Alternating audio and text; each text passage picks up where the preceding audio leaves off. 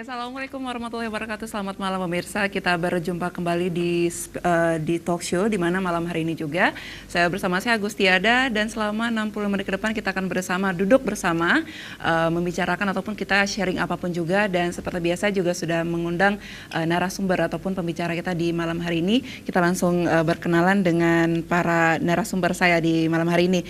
Selamat malam, assalamualaikum untuk Bapak Mahfud Y. Lutan, ini selaku pengusaha Aceh dan juga Aliansi Pengusaha Nasional ataupun Aliansi Pemenang. Selamat malam Bapak. Ya, selamat malam. Assalamualaikum warahmatullahi wabarakatuh. Waalaikumsalam. Apa kabar Pak Mahfud? Alhamdulillah baik. Baik ya Pak ya? Baik, alhamdulillah. Lebih sehat. Lebih sehat menjelang proses kita menuju perubahan untuk Republik Amin, tercinta. mudah-mudahan. Baik, terima kasih banyak sudah hadir di studio CTV Pak Mahfud. Iya. Dan Pak Mahfud juga membawa ataupun mengajak satu timnya juga nih. Kita langsung berkenalan. Assalamualaikum untuk Bapak Indra Azmi selaku Wakil Ketua Umum Kadin Aceh. Assalamualaikum Bapak. Waalaikumsalam. Ya, selamat malam untuk Bapak Don Muzakir selaku Ketua Umum Asosiasi Pedagang Pasar Seluruh Indonesia di Aceh ataupun APSI. Assalamualaikum Bapak Don. Waalaikumsalam. Dan selamat malam untuk Bapak Dedi T.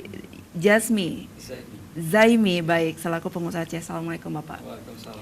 Ini untuk Anda berempat saya ucapkan sekali lagi terima kasih sudah hadir di sini.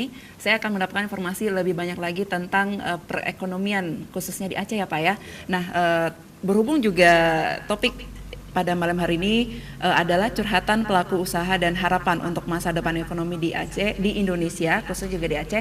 Kita lebih santai lagi nih. Boleh mungkin Pak Mahfud bisa menceritakan, kita flashback dulu nih Pak, sejarah kapan mulai Aliansi Pengusaha Nasional ada di Aceh, sejak kapan, kemudian idenya tercetus bagaimana Pak? Iya, baik. Terima kasih saudara-saudara, teman-teman semua. Aliansi Pengusaha Nasional ini yang juga dikasih nama dengan Aliansi Pemenang, ini bermula daripada sebuah kebersamaan sikap, sebuah nawaitu kita, rencana kita, terus juga apa yang kita rasakan selama ini, bagaimana pertumbuhan ekonomi Indonesia yang menurut kita berada pada titik stagnan, makanya kita kumpul bareng-bareng sama-sama pengusaha di seluruh Indonesia. Itu awalnya tercetus pada tanggal 2 Mei di Jakarta Theater, kumpul ada 1.000 pengusaha nasional, dan tentunya di situ kita berkumpul bareng, kita untuk memikirkan bagaimana nasib ekonomi Indonesia masa depan. Kita berpikir bagaimana memajukan ekonomi untuk Indonesia, bagaimana membawa Indonesia yang pada sekarang pertumbuhan ekonominya cuma di 5, sekian persen bisa tumbuh di angka 7 sampai dengan 8%. Makanya konsep ini yang coba kita tawarin, kita kumpul sama-sama kawan-kawan di seluruh Indonesia, para pengusaha semuanya, untuk sama-sama kita ayo berbarengan, ayo kita bergotong royong untuk membawa Indonesia lebih baik, Indonesia yang lebih adil, dan tentunya juga Indonesia yang tentunya berpihak kepada pengusaha yang pasti adalah pengusaha lokal, pro bisnis, dan juga tentunya juga pro pada sektor UMKM yang ada di Indonesia, dan tentunya juga UMKM yang ada di Aceh. Makanya kita mencoba untuk meneropong, mengcapture siapa kira-kira orang yang tepat, orang yang ideal untuk membawa ekonomi Indonesia itu lebih baik. Artinya ketika terbentuknya Aliansi Pemenangan di tanggal 2 Mei, nah ini Anda dan juga para pengusaha Indonesia ini memang sudah memprediksikan bahwasanya di tahun 2019 misalkan ini ekonomi Indonesia nih pasti anjlok nih, atau bagaimana? Ya.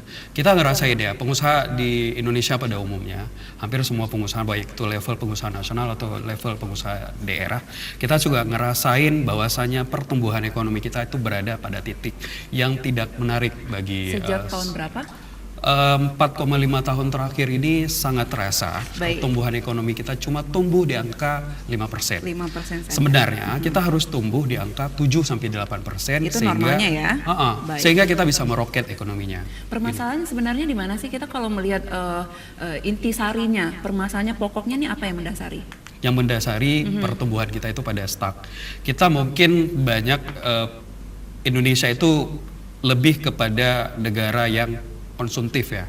Jadi kita bukan negara produksi, kita lebih pada konsumen. Jadi produksi kita yang sedikit sehingga membuat pertumbuhan kita juga agak lambat jadinya. Jadi karena mungkin terlalu banyak barang-barang yang impor ya, ini yang menyebabkan produksi Indonesia juga merendah. Makanya kita berharap kita harus menjadi bangsa produser, jangan cuma jadi bangsa konsumen dari luar.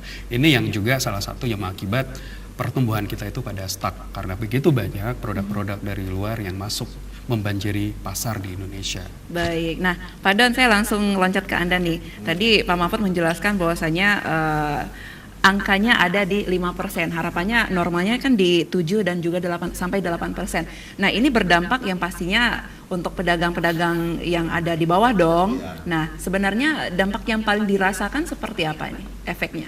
Ini semacam efek domino jadinya nih. Iya, seperti apa Pak Don?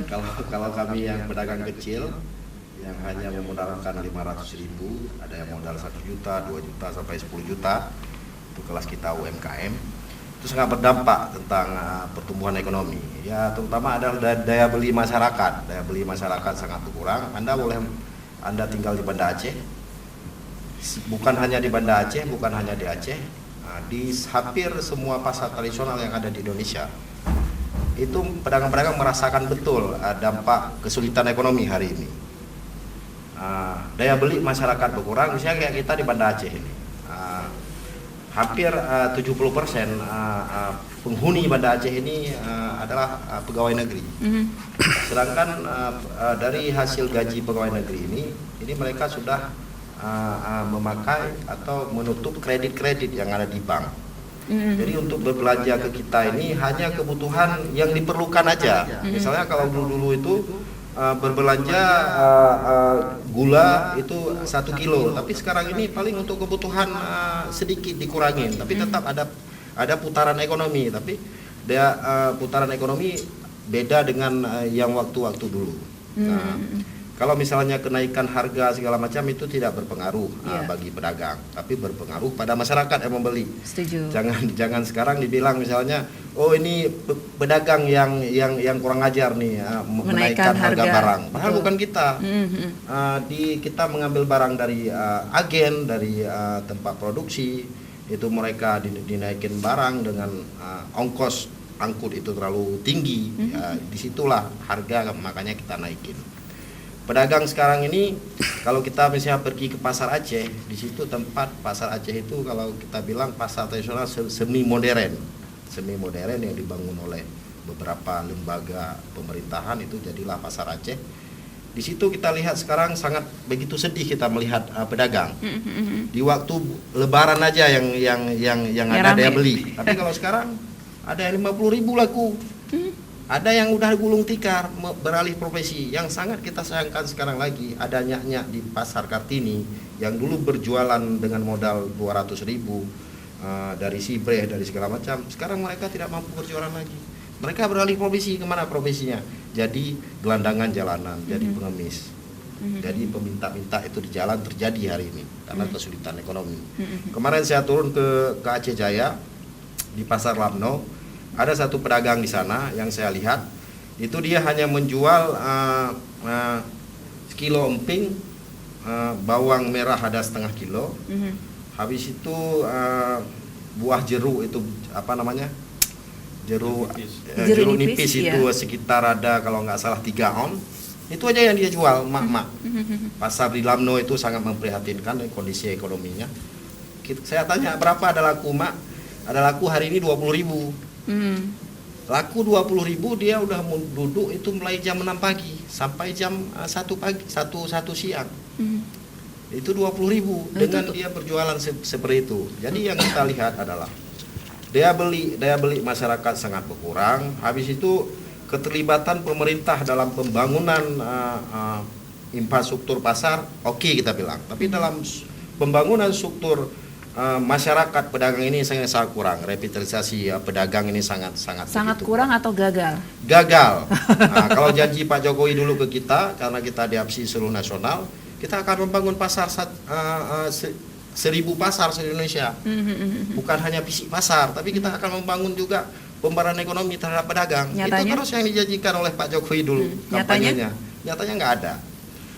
Kita akan memberikan modal usaha, akses modal usaha kepada pedagang, menghidupkan kooperasi pedagang, itu yang tidak ada. Pedagang hari ini seperti Pak Mahfud bilang tadi, itu udah kalau kita bilang start, ekonomi kita hari ini start. Ini di perkotaan. Kalau kita turun ke kampung lagi, sangat sulit. ada kios-kios rokok yang berjualan mungkin modalnya hanya 1,5 juta, itu paling laku 30.000 kalau kita hitung, kita untung kalau pedagang itu 1% dalam keuntungan kita pedagang itu tetap 10% kita untung. Berarti hanya keuntungan bisa laku 30.000 ya 3.000 dia keuntungan. Ini yang kita harapkan. Jadi kegagalan pemerintah kali ini memang sangat luar biasa kegagalannya di tataran ekonomi.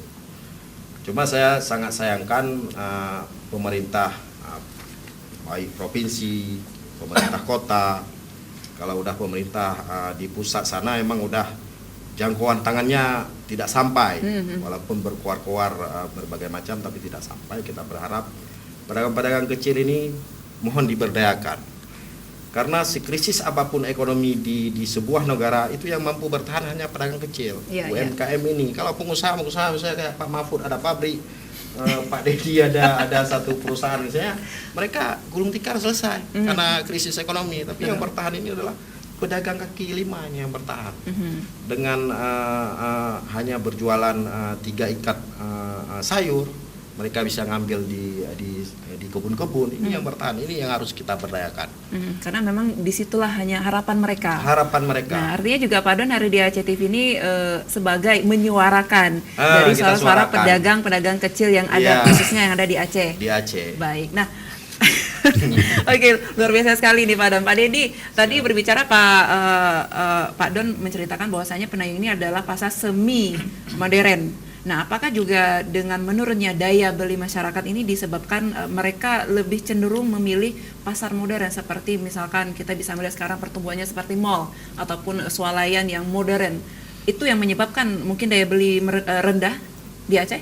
Ya, saya kira kalau pasar-pasar modern atau seperti mall, supermarket yang ada yang tumbuh sekarang cukup besar di Kota Banda Aceh, perkotaan yang ada di Aceh, itu lebih ke arah konsumtif untuk keluarga yang sifatnya bukan untuk kebutuhan rutin harian.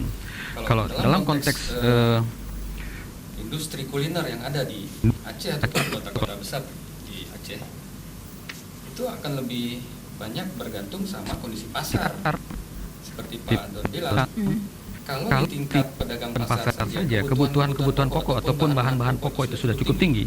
Kami yang di pelaku industri kuliner ataupun di industri hilir berbicara nilai produk yang kita tawarkan, misalnya satu nasi goreng, ya kan, atau Indomie ataupun apalah namanya makanan itu waktu kita beli aja sudah tinggi di pasar, kemudian kita mau naikkan harga itu sulit, karena kalau kita naikkan harga, daya beli seperti yang disampaikan kawan tadi memang sudah cukup rendah. Nah, sehingga kita nggak mampu menaikkan harga, tapi kita bertahan aja dengan harga yang sudah ada. Tapi konsumen, kalau saya lihat ini dalam beberapa tahun terakhir memang menurun, hampir 50%. Saya sering berbelanja di toko bahan kue, mereka juga mengatakan hal yang sama, bahwa konsumen yang datang, yang mereka sering bikin kue-kue harian jajanan pasar, itu berkurang. Mereka yang biasa beli tepung, mentega dan sebagainya itu berkurang sampai 50% lebih. Dan ini sangat memprihatinkan. Saya kira korelasi antara bagaimana bahan baku yang masuk di Aceh melalui pasar terus diolah menjadi satu bahan makanan yang diperdagangkan oleh sektor industri kuliner ini cukup memprihatinkan saat ini. Oke, nanti kita bahas lagi tentang wisata kuliner juga ya Pak Dedi ya. Saya ke Pak Indra. Pak Indra, sudah banyak Pak Don menceritakan tentang pedagang kecil, Pak Mahfud juga dan juga Pak Dedi tentang kulinernya sendiri. Ini memang harus jeli kita melihat sebenarnya usaha apa yang harus bisa kita buka misalkan. Nah, kalau untuk Pak Indra sendiri, ini bagaimana cara kita untuk menumbuhkan investasi dan ekonomi di Indonesia khususnya di Aceh? Tahan dulu ya. Tahan dulu Pak Indra, kita akan segera kembali ya pemirsa. Jangan kemana-mana, tetap di Aceh TV.